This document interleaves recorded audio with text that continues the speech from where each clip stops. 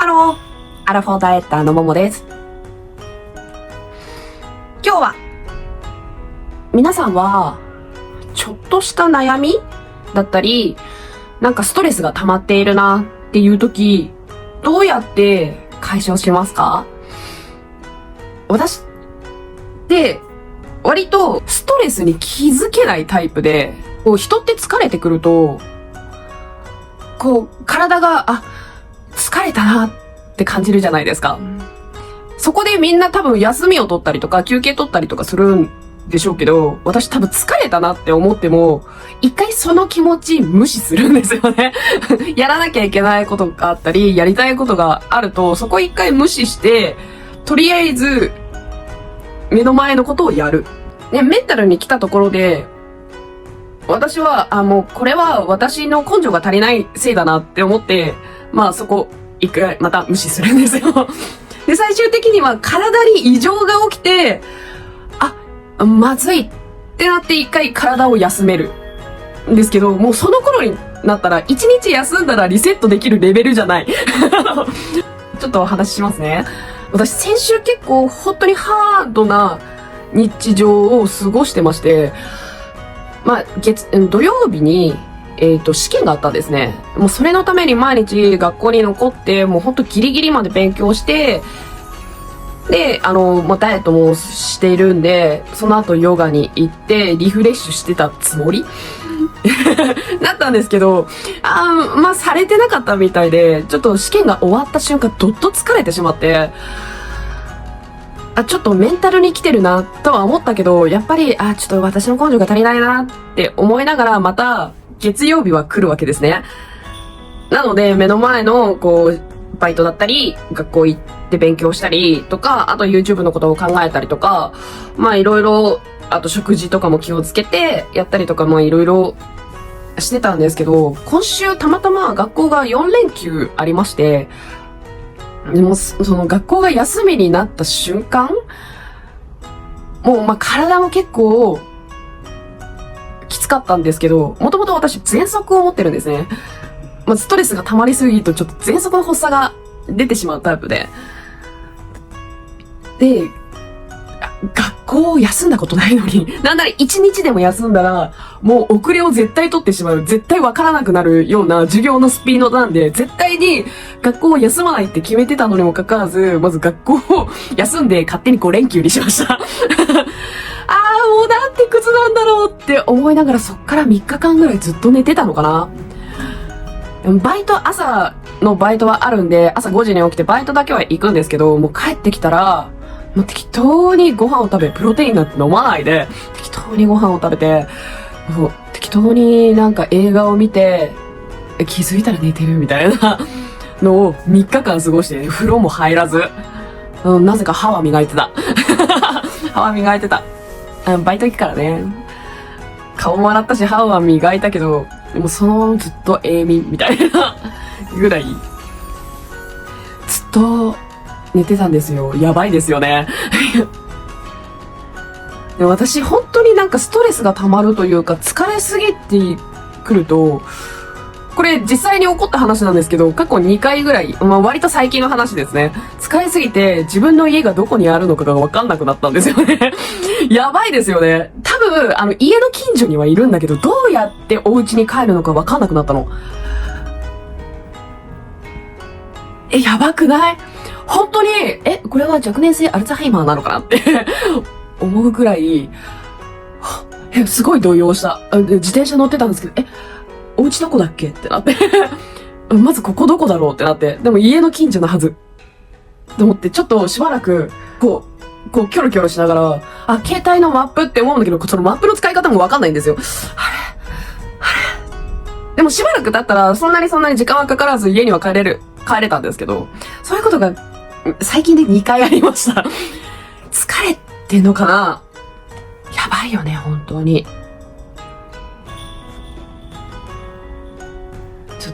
なので、この動画、おそらく何も編集しないでアップすると思いますので、ごめんなさい。何を言ってるのかわからないところもあるかもしれないんですが、頑張って汲み取ってください。最初は本当はね、YouTube お休みしようかなって思ったんです。もう本当に疲れて何もやる気が起きなかったから。なんなら木曜日にジムがあったのにもかかわらず、本当にすいません。一歩も外出たくないんでキャンセルしていいですかって言ってキャンセルしたくらいだったんで、ちょっと動画編集もきついから、ちょっと本当にお休みしようかな。いや、でもな、もしかしたら待っててくれる人もいるかもしれないな。どうしようかな。いや、でもな、みたいなのをずっと永遠ループ。YouTube をやるにあたって無理して頑張って笑顔で全然違う企画の話をしたりとかするっていうことはなんか心になんかこう鍵をかけてる気がして、そうすると私多分もう二度と YouTube やりたいなんて思わなくなるかもしれないと思って、もうお恥ずかしながら私の気持ちをね、そのままさらけ出してみようかなって思ってこの動画を作りました。まあおそらくそんなにね、ためになる動画では一切ないので、皆さんはちょっとあんまり嬉しくない動画だとは思うんですけど、そう、もう一つ、あって、婦人科に行ってまいりました。ちょうど、以前、この病気の、私はホルモン治療をしていますっていう動画を上げたと思うんですけど、それの、いただいたお薬を全部飲み切って、無事生理も来て、で、その後、検査をしてどうなるかっていう、お話だったと思うんですけど、病院行きまして、そしたら、あと3ヶ月ホルモン治療をすることになったんですよ。もうそれが結構一番きつかったかな。もう、私これで本当に、薬飲まなくていいんだって思ってたから、やっと解放されるって思ったのに、もう全然、まだまだ、あと3ヶ月もあるの。基本、そう、全部で半年行って、で、一回やめてみて、様子を見て、ダメだったらまた再度復活、みたいな感じになる予定らしいです。ほんときついんだよ、ホルモン剤。今まで同じように動いてきて、一月4キロぐらい痩せてたのかな。それが薬を飲むことによって頑張っても2キロぐらいしか痩せないの。なんなら全然痩せなくて、本当だったら今頃70キロ台になってる予定だったんだけど、全然痩せなくて、しかも、私ホットヨガ行ってるじゃないですか。で、ホットヨガって本当に優しいクラスもあって、で、年齢制限も幅広くて、もう若い方だったら10代から一番上の70代ぐらいの方も通ってるのかな。で、70代ぐらいの方が通ってるクラスで本当に優しいクラスがあって、もう調子がいい時はその70代の方は2時間、今日調子がいいから2時間受けようかな、みたいなぐらい本当に優しい、でも汗もいっぱいかける、コースがあるんですけど、私それ受けて、倒れましたっていうぐらい体力がないというか、もう本当に薬の後遺症が結構突然来るんですよね、その気持ち悪さ。突然立ち上がれなくなっちゃうみたいな。ね、本当になんか、急に来るし読めないので、いつそういう風になるのかもわかんない。ヨガを受けてみないとわからない。その日の睡眠時間とかも多分、あと食事内容とかもあると思うんですけど、もう結構、怖いよね。いつ倒れるかわかんないから。ね、受付のお姉さんが本当にいい人で、大丈夫ですかみたいな。バスタオル引いてくださいみたいな。上にもかけましょうねみたいな。ちょっと暑いかもしれないんで扇風機お持ちしましたとか、めちゃめちゃ解除してくれるの。優しい、ありがとう、優しい気持ちになった。でも申し訳ないから大丈夫ですみたいな。本当、実は普通にホットヨガ受けてるのにすごい寒いですみたいな。さって引いたんだろうね。血の気が引いたのかな。もうちょっと寒くなっちゃって。落ち着いてからゆっくりあったかいシャワーを浴びて帰りました。でもそういうことがあるとちょっとヨガで行くのが怖いなってなっちゃうのもあるかな。だいぶ最初の頃よりは慣れて、授業が受けられないぐらい、座ってられないぐらい気持ち悪くなるっていうことはないけど、やっぱり激しい動き、やっぱ運動とかすると気持ち悪くなるんですよね。なんだろうね、二日酔いみたいな気持ち悪さ。なんかムカムカする感じなんですよ、常に。気持ち悪い。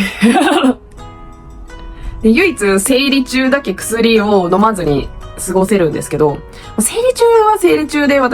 腹も痛くなるし、頭も痛くなるタイプなんで私。頭も痛くなるから、薬も手放せないんですけど、でも、生理中の方が楽。っていうぐらい。それをまた今日から飲まなきゃいけないんです。ビビって飲んでいません。やばい、ちゃんと飲まなきゃいけないのに。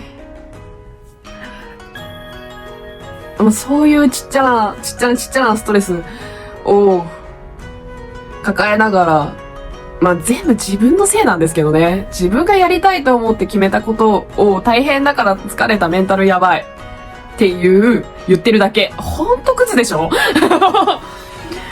クズでしょ？だって生理不順も自分のせいだしね。もう、ほんと全部自分のせいだから、もうしょうがない、諦めて頑張ってって自分に言い続けるしかないんだけど。ね、そういう時って、みんなこういうどうしようもない悩みって、なんか人に話すのも申し訳ないじゃない。いや、みんなに話してるけど、ごめんなさい。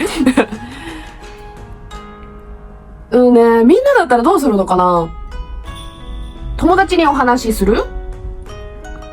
親に相談に乗ってもらうとかかな。今コロナだからね、あまり友達にもなかなか会えず、学校ももし私がコロナになってしまったら退校になるんですよね。もしかしたらギリギリ間に合うかもしれないけど、2週間自宅待機するじゃないですか。ね、学校を何日間休むと退校になりますっていう規則があって、コロナになると私退校になるんですよ。なので、なかなか人と、いろんな友達と会うことができないっていうのもちょっとストレスになってるのかなっていうのと、あと私多分ね、親に相談するっていうことを人生で今までしたことなくて、でも私にとって親とは、母親しかいないんですけど、母親って名前がついてるだけの人なんですよね。決して私はあの人のことを母親だとあまり思っていなくて、ただただ母親っていう名前の人、世間的に母親っていう席の人っていう感覚でしかない。別にうちの母親別に悪い人ではないんですよ。決して悪い人ではないんですけど、結構な無神経な人なんだ、人の気持ちがあまりわからない人、ちょっと空気が読めないのかな、なんて言うんでしょうね。ネグレクトだったんですよね、結構。で、ストレス発散のために私に暴言を言うっていうのが、日常だったんです、小さい頃、本当に。なので、あまり母親としての信用はないかな。別に私を裏切るであろうっていうことはしないとは思うんですけど、母親としての信用は私的にはないんですよ。なので、ちょっと母親に相談するっていう選択肢はちょっと私の中ではなくて。そうですね。でも本当に悪い人ではないんです、全然。ただあの人も虐待されながら育ってきたので、多分私に対しての行為を、虐待なのかな？虐待とは一切思ってないし、記憶にすらないんですよ。覚えてないの、本当に。こういうことをされて嫌だったって思い切って伝えたことがあるんですけど、一切覚えてなかったんですよね。それについて私は結構ショックで。だって覚えてないっていうことは、考えて行動してないから覚えてないので、ただただ単純にストレスの発散のために言ってただけなんだなっていう感じなので、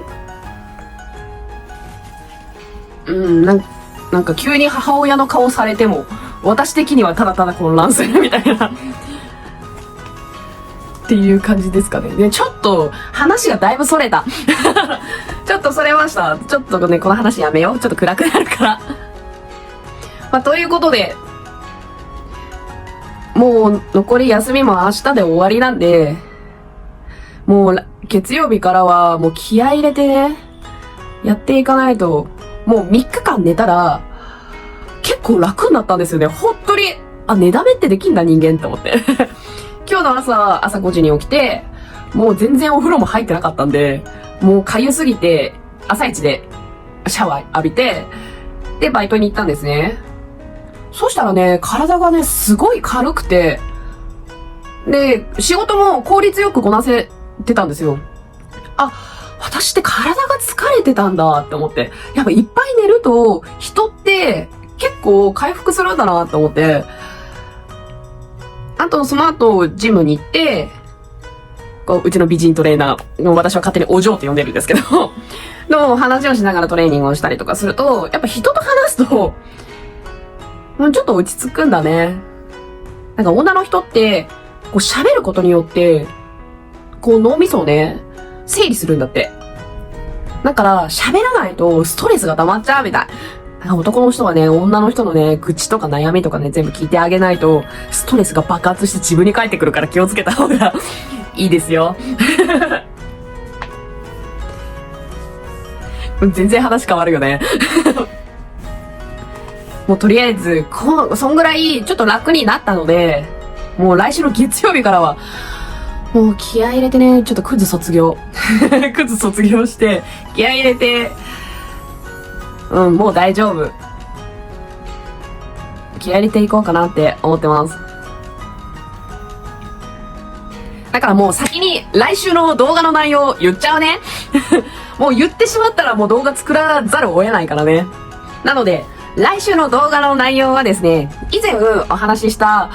1000万使って57キロリバウンドしたっていう動画を作ったんですけど、その中で、ダイエットグッズだったり、ダイエット商品をいろいろ買って試したっていうお話をしたと思うんですよ。ちょっとそこをちょっと深掘りして、どういう商品を買って、どういうところがダメだったのかとか、ちょっとで上げていこうかなって思います。もう結構アホな話なんですけど、そりゃそうだってなるかもしれない動画になるかもしれない。まだ作ってないんでわかんないんですけどね。脳みその中であるはず。プランがあるんですよ。だから、っていう内容を作ろうかなって思っています。まあね、もう発表しちゃったらね、私が来週頑張んなきゃいけないから。いや、頑張ろう。頑張ろう。でも本当なんかね、ちょっと体が回復したんで、ちょっと笑えるようになったんですけど、昨日までは一切笑えなかったね。いや、どうしようと思って、ずっと。笑えてる私。でもちょっと気合い入れるためにね、動画を撮ろうっていう気を入れてるために、見て、メイクめっちゃ濃いの。こんな人普通に外に歩いてたらやばくない？めっちゃ濃くない？やばいでしょ。アイシャドウ濃すぎじゃない？ただ塗っただけ。断りはないよ。けばいな。来週は、もうちょっと薄めに頑張ろうかなって思います。昔からね、何か自分に仮面をかぶせようとするとき、化粧がガンガン濃くなっていくタイプみたいで。いつかちょっとメンタルも体もスッキリして、化粧も薄くなれるように、頑張っていきたいと思いますので、よかったら、グッドボタンとチャンネル登録、よろしくお願いします。いや、こんな動画にグッドボタン押すかなで、先週もそういう動画作ったよね。ダメだね。もう次からもうハッピーみたいな動画を撮っていくから、安心して。多分、頑張れるはず。ということで今日はちょっとこの辺で終わりたいと思います。それではまたお会いいたしましょう。バイバーイ。